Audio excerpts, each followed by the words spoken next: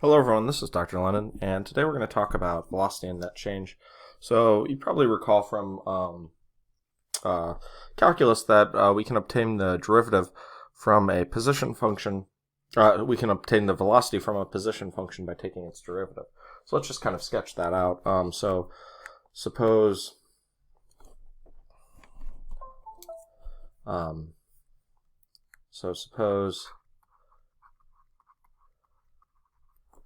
so I'm going to use script s here. So s of t gives the position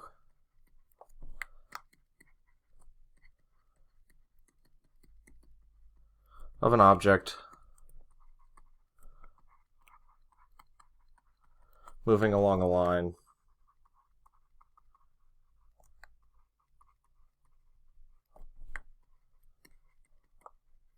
at time t. Okay, well, as we mentioned, what we have then is we know the velocity. So the velocity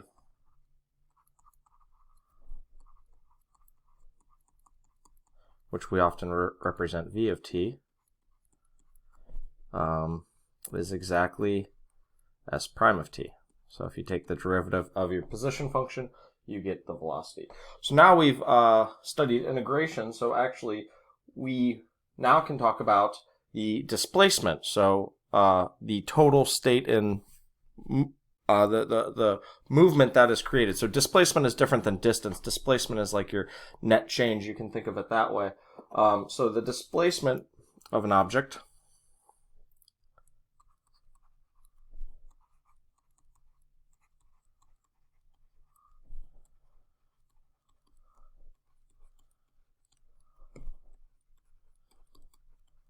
from time t equals a to t equals b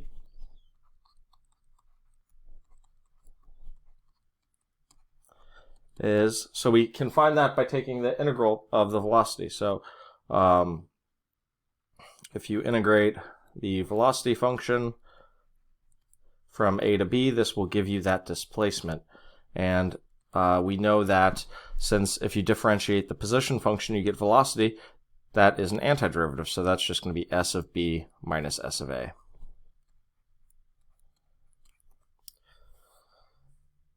And finally, if you want to figure out the total distance traveled, what you do is you just take the integral of the absolute value of the velocity. Because a lot of times what's happening is you're traveling to one place and then back, and then you might not have any net change, right? This happens with all of us almost every day, right? You can drive to work, come home, you started the day at home, you finished the day at home, so technically you didn't really change your position, your initial position with your final position, but you did travel twice the distance from home to work. You had to drive there and drive back. So that's what we mean when we say distance. So the distance traveled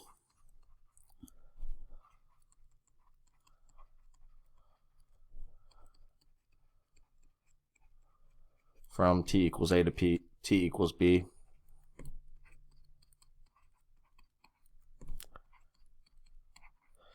is, okay, so we integrate from a to b, and we're integrating the absolute value of v of t.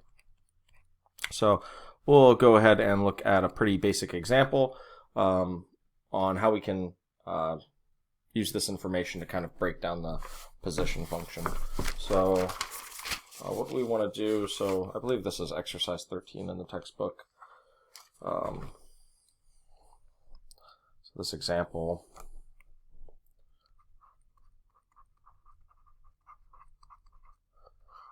so let's consider the function v of t equals 3t squared minus 6t on the interval 0 to 3. So the first thing we want to determine is determine when motion is positive and when motion is negative, or in the positive direction.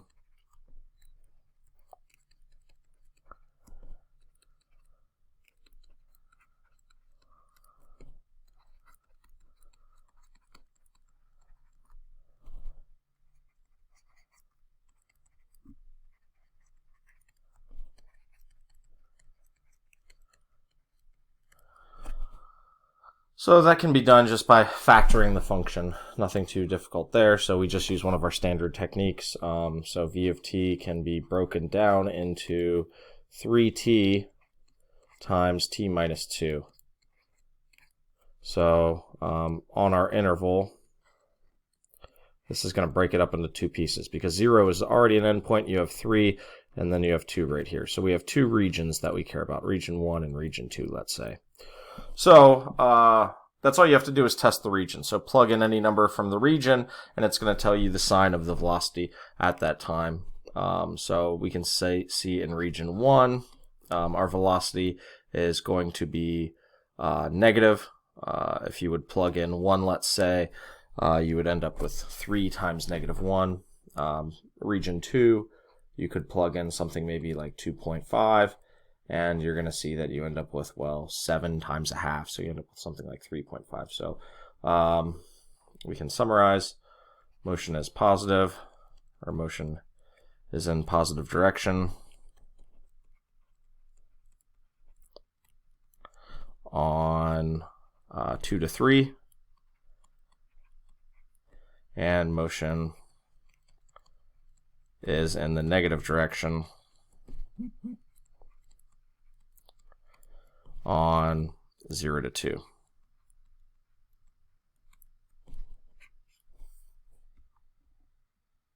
Okay, so now we want to look at finding what the actual displacement of the object was. So what was the displacement of the object? So that's just going to be taking the integral of the velocity function over that region.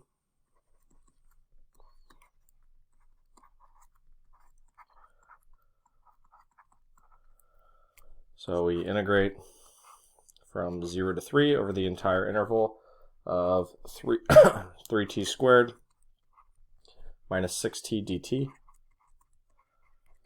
So that's a very basic antiderivative. That's just t cubed minus 3t squared from 0 to 3. And if you plug that in, we get 27 minus 27. Plugging in 0 gives 0. So we just get 0 as the entire displacement. So what that means is the object basically, wherever it traveled, it ended up right back where it started. So the last thing we want to do is we want to look at the, so what distance did the object travel?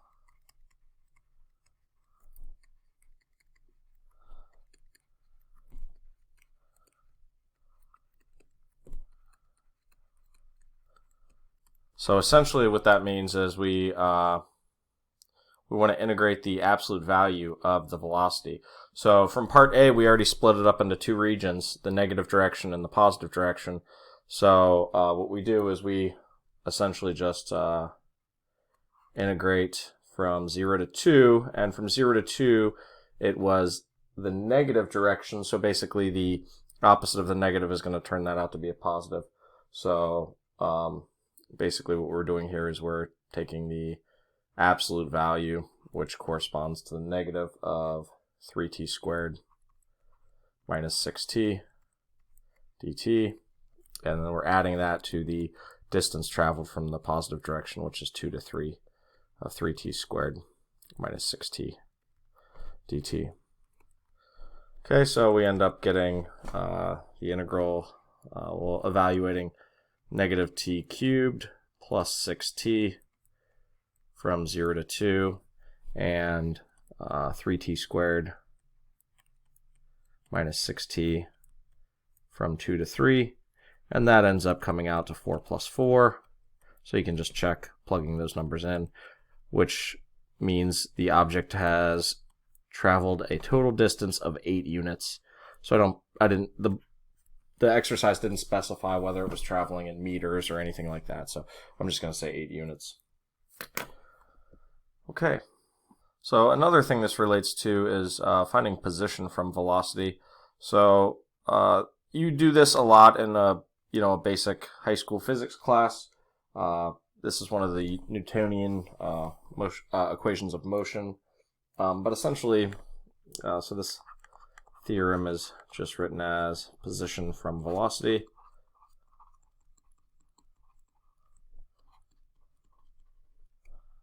So if you know the velocity function of something and you have a specific time interval, you can actually determine how far the thing has traveled. So the only thing in stopping you from finding its final position is knowing its initial position.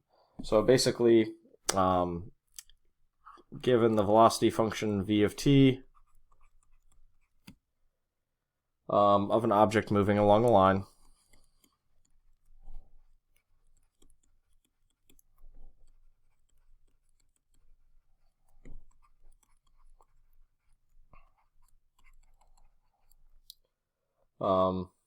and initial position, let's call it s sub 0 for time 0.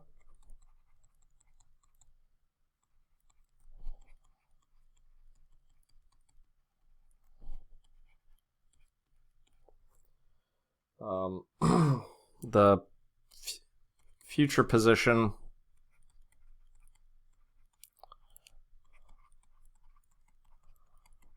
s of t is given by the following equation.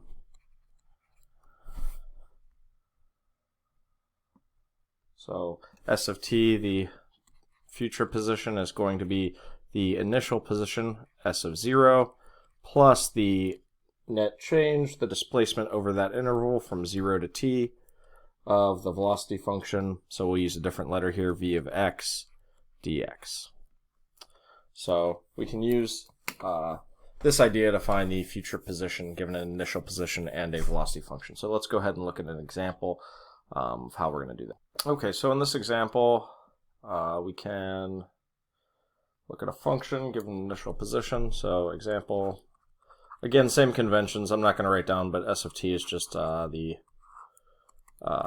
position function. V of t is going to be velocity. So given, let's say v of t equals the sine of pi t on 0 to 5, let's say.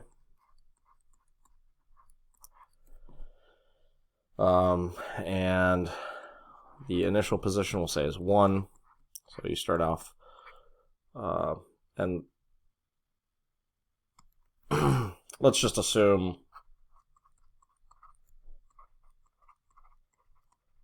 t is in seconds and s of t is measured in meters.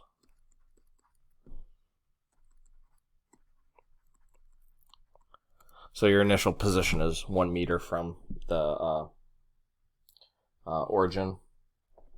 So let's use the previous theorem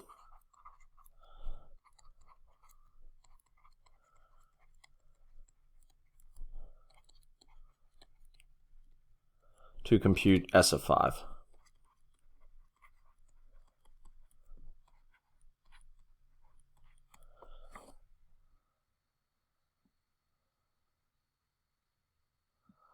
All right, so what did that theorem say? Well, it said s of 5 is going to be your initial position, s of 0, which in this case is 1, plus the integral from 0 to the time we're interested in, 5, of our velocity function, which is the sine of pi t. So let's go ahead and integrate. So we get 1. And then this is going to be the antiderivative of sine of pi t. It's going to be minus cosine, and then we're going to have to divide by pi from the chain rule. So we have minus cosine of pi t over pi from 0 to 5. So you can plug that into your calculator, but, well, we can go, basically we're going to end up with 1 minus the cosine of 5 pi over pi plus the cosine of 0 over pi. So 5 pi is just going to come out to -1, and the cosine of 5 pi is going to be -1. So essentially what happens here is Oh, I slightly wrote down the problem incorrectly. So the one I was looking at, we actually had a multiplicative factor in front here. So it wasn't just sine of pi t, it was 3 sine of pi t. Apologies. So we're just going to have a factor of 3 drawn into all these spots. Anyhow, so if you plug this in and round to 2 decimal places, this comes out to about 2.91 meters. But relatively straightforward. We just need to know the initial position and then integrate, set up the definite integral, and evaluate. I know what I was thinking. I just wanted to simplify a bit more before writing down the 2.91. It's still 2.91, but I just wanted to evaluate. So I think I said it, but basically we end up with 1 minus the cosine of 5 pi is negative, so it's going to be a negative 3 over pi plus cosine of 0 is 1, so 3 over pi. So really, the exact answer, this is 1 plus 6 over pi. And that's what comes out to about 2.91. I was just looking in the wrong place there for a moment. Got confused. Anyhow, so that's it for this example. Let's go ahead and look at something else. So if we take this idea and extrapolate further, we can also get acceleration from velocity or velocity from acceleration. Because remember the pattern, if you have the position, you take the first derivative, it's the velocity, and you take the second derivative, it's the acceleration. So if we have acceleration, we should be able to get velocity. So this theorem is essentially the same thing, and it's just saying velocity from acceleration.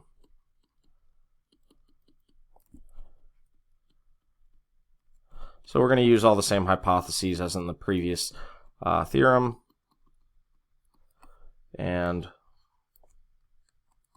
what will that tell us? It'll basically tell us that if we want the velocity, that's all we have to do is take the initial velocity and add it to the integral of the acceleration function, which we'll call a of x here. So if we integrate the acceleration and add it to the initial velocity, we end up finding the future velocity. So let's go ahead and look at an example where we apply this.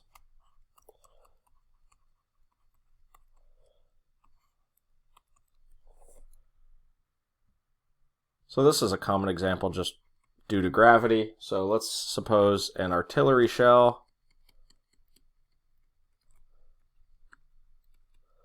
is fired directly upward with an initial velocity of 300 meters per second.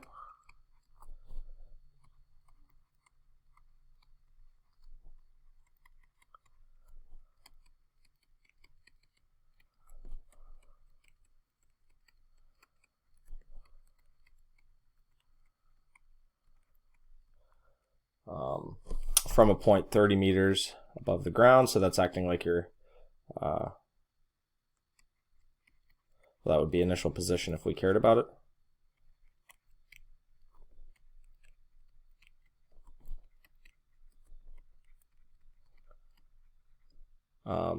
Let's also assume that gravity is the only thing that is accelerating the shell after the initial velocity is given to it. So assume the force of acceleration due to gravity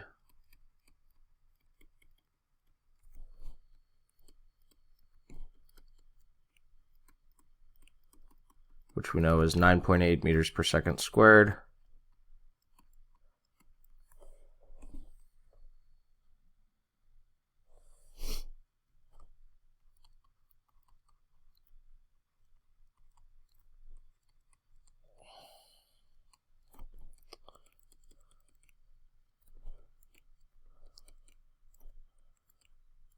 So what we want to do is find the future velocity at time t.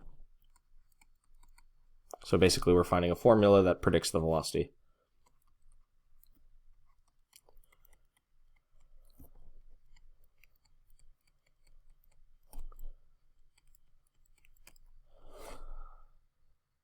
So this really isn't all that difficult. That's all we do is we take our v of t, and we know that that should be v of 0 plus the integral from 0 to t of a of x dx. So in this case, v of 0 is the 300, the initial velocity imparted on the shell, and a of x is just the constant value. And since essentially the shell is being fired upward, the force of gravity is downward, so it's going to be a negative 9.8. So we end up with, we're going to subtract the integral from 0 to t of 9.8. So 9.8 dx. Again, that's all that's really happening here, plugging in 0 and t. That's changing that 9.8 to 9.8 t. So that is the velocity function. It's just going to be 300 minus 9.8 t. And that's all they wanted you to do for this problem. But let's just say, for instance, if we want to figure out how fast the shell is traveling at some, I don't know, particular moment, let's say after t equals 4 seconds, the velocity of the shell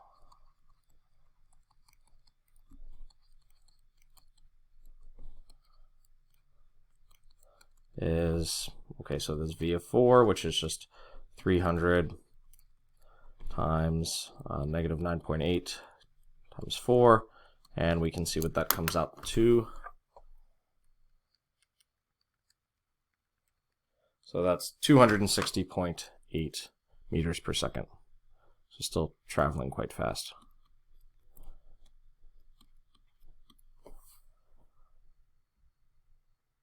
Okay, so one last thing we can use the idea that we have here is we can also impart it to net change on some quantity changing over time. So the last theorem in this section, net change.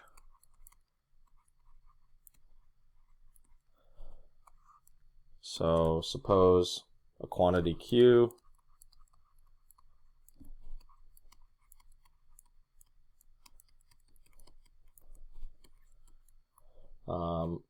has a known rate q prime,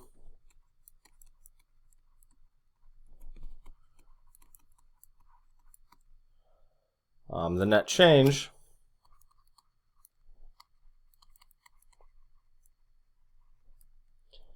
between t equals a and t equals b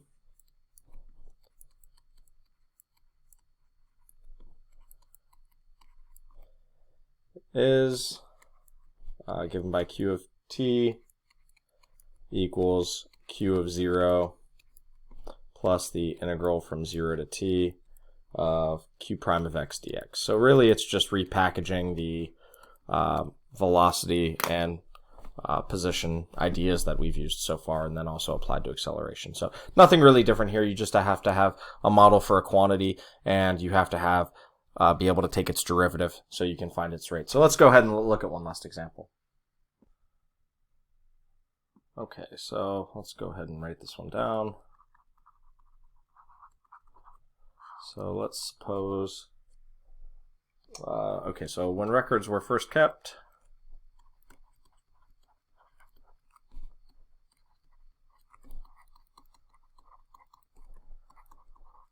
so let's say this is our starting time t equals 0, the population of a rural town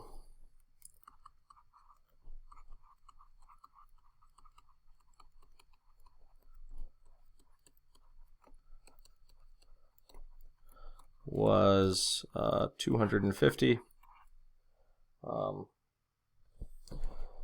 So let's say the population, we know the rate that it grows at. The population grows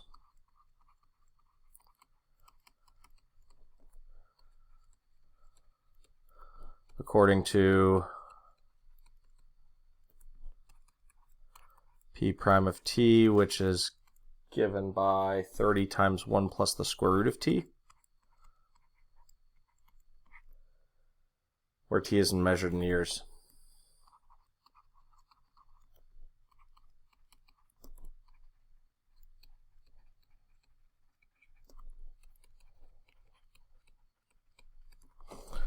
So what do we want to find? First question, what is the population after 20 years?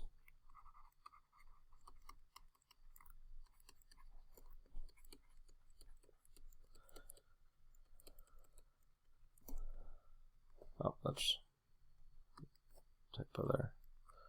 Population.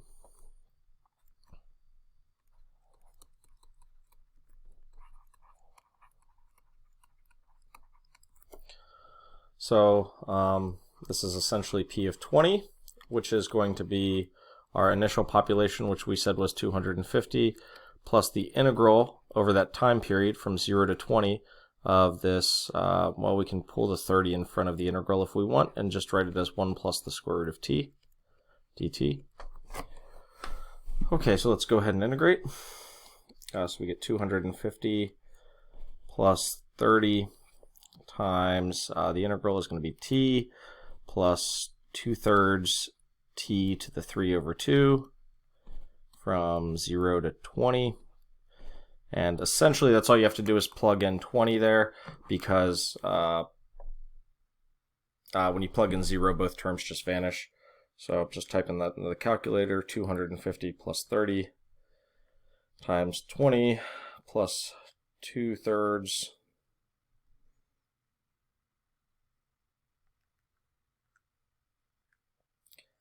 times 20 to the 3 over 2.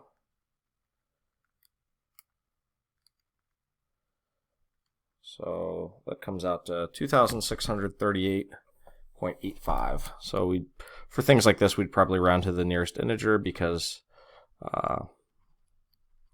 these are people, so we'll say 2,639 people.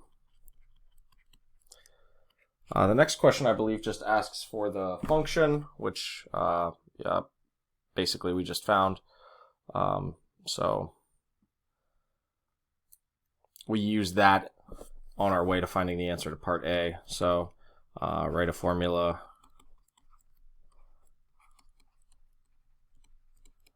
for P of t. So that's just replacing the 20 with t essentially. So it's 250 plus 30 times the integral from 0 to 20 of 1 plus the square root of t dt. So sorry, let's change the letters around here. Actually, I should be using x here, and then on top it's not 20, it's t. So 0 to t, 1 plus the square root of x dx. But we did the integration, so might as well write it in terms of the actual values. So we could just write this as 250 plus 30 times x plus 2/3 x to the 3 over 2 from 0 to t, and integrating that from 0 to t, that's all that does is replace the x's with t's. So we get 250 plus 30 times t plus 2/3 t to the 3 over 2. So I'm just going to stop there. You could, multiply the 30 through if you really wanted to, and also change 3/2 back into square root notation, but I think that's just fine. There's no real reason to do so. Okay, so that's it for this section. Let me know if you have any questions. This is Dr. Lennon signing off.